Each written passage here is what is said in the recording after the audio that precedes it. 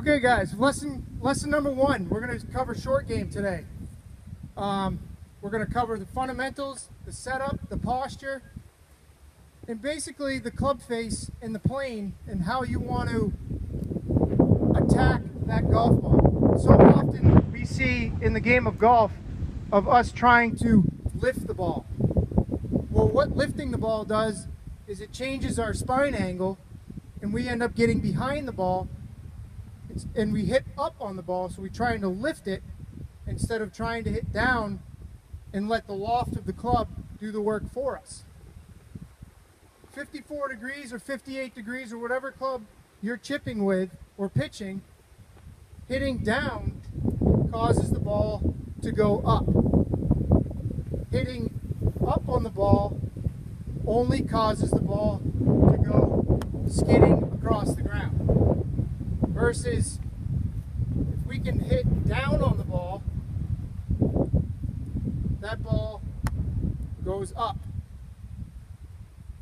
Didn't work that time because I hit up on the ball, which went down. So we're going to cover all those bases today, and what's really important is to get us into a proper posture to allow our body and arms to work in sync and as one. So many times we all see a lot of people getting into a posture that doesn't allow them to move. So what we do is we start moving either down or up, and we can't rotate, letting our body rotate through the shot and our arms following the body and the club head doing the work for us. Okay? So basically, to cover that again, we don't want to use hands in a chip shot, because what that does is that stops our rotation. The second our body stops rotating, we can't keep that club moving, so it falls down to the ground, or we have to engage our hands, and now anything can happen from there. So if we can get in the proper posture and setup, through our setup, we can kind of dictate the plane and the path of the club head, which will allow the club head, if you want to hit a lower shot, you're more square, and the club head starts rotating a little bit to get the ball rolling.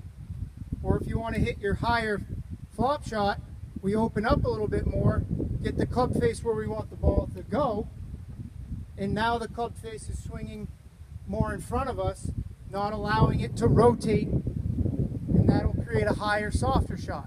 But the key is, through your setup, the arms have to work with the rotation of our body. If you look at what I'm doing, I'm rotating through and my belt buckle is finished to the target.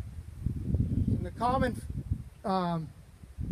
problem that we all see with chipping is we try to help the ball, and look where my belt buckle ends up, at you guys. I'm not rotating anymore. And what's going to be the consistency in that? Not much. Maybe 1 out of 10, I'll hit a good chip and I'll get up and down. We want to create consistency. So if we can control the path of the club and the club face itself, you can now start controlling your golf ball around the greens and then lower your scores. Any questions? What about the position of the ball? Good question. So the position of the ball is, which we will cover that when we do one-on-one instruction, but the position of the ball is dictated by the type of shot you want to play. So getting in, like I said, so creating the setup for yourself. If let's say I want to hit a low shot, well, the low shot is more in the back of our stance, creating a little bit of shaft angle and hitting down and trying to hit down on that ball to pitch it and let the ball start rolling. If you want to hit a higher, softer shot, well, then that ball is going to be more in the front, forward, off our left foot, forward in our stance. But now we got to we're going to incorporate more of the bounce of the club instead of the leading edge, which is a whole nother thing to bring up. But that is going to cause the path to go a little bit more outside and then across our body, not allowing the club face to rotate. Any other questions? Same action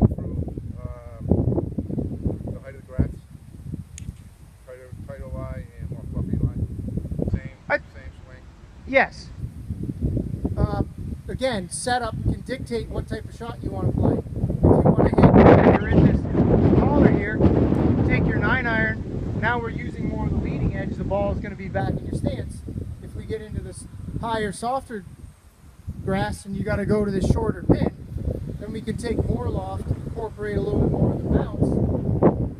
The setup is a little more open, and now you're swinging, let that plane, it's more of a, the club is always staying in front of you, not much club face rotation. It's that ball working higher and softer. Wrist hinge, is that a personal preference, or do you recommend on your backswing you get a little wrist hinge? That is personal preference, I would say. Yeah. Certainly you can get a little hinge, but the second that you hinge, the tendency is to unhinge. So what's going to happen when you hinge and unhinge, now you're stopping your rotation and your hands take over. If you're going to hinge, what you have to do is when you hinge, you have to hold that hinge and get the butt of the club through your rotation, keeping it in front of you as you rotate. Like I said, the tendency of hinge is to unhinge. And now I don't rotate at all. And now my hands take over, and that's where inconsistency comes into play. Hinging is very good in a bunker play, or a higher, softer flop shot, but that's a very steep angle of attack, because now we're trying to angle of attack, we're hitting down at that golf ball, trying to get it to pop up. So in a bunker, would you still hinge and pull through the ball? In a bunker, I would say it's hinge and unhinge, but that's a whole different ball game, which we'll cover later in another series, in another lesson. So hinging is okay, but we gotta hold and rotate. Okay, and then you can hinge any way you want, but the rotation has to be there. You got to keep that butt of the club in front of you. So if I hinge, that butt of the club has to stay in front of my belt buckle. But the tendency with most average golfers is when I hinge, I go too far in my backswing, and what's your subconscious saying? Well, now I've gone too far, I have to slow down, and what happens there? I stop rotating in the club. Now I use my hands to unhinge that, and now I don't have a consistent bottom of my arc. And I think that is a key point. Creating a consistent bottom of your arc, where you attack the ball, is important for your control. And controlling the golf ball around the greens might be one of the biggest lowering of your scores in the game of golf, because understanding how the ball is going to react with the type of shot you want to play as you create it in your mind is going to do you wonders around the green. You know, all those things are really good, and then obviously when you're trying to assess the type of shot you want to play, you have to assess the lie, and that sometimes dictates what type of shot you have to play. You don't really have any other option. So we can talk about that. Any other questions? Jason? All right.